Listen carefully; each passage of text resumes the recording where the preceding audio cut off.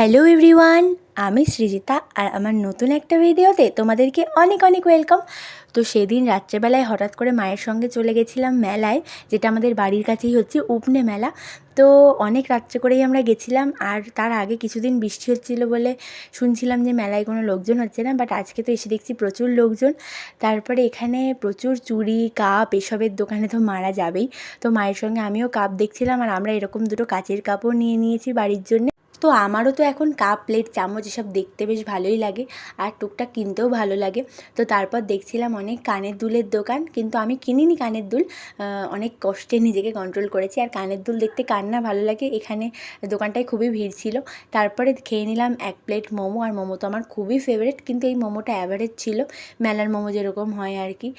তারপরে এখানে চুড়ি দেখছিলাম, কাচের চুড়ি। আর কাচের চুড়ি তো তোমরা আগের ভিডিওতে দেখেছো যে আমি 2 ডজন কাচের চুড়ি কিনেছি, আর আমার অনেক দিন ধরে এটা কেনার ইচ্ছা ছিল, তো ফাইনালি কিনেই নিলাম।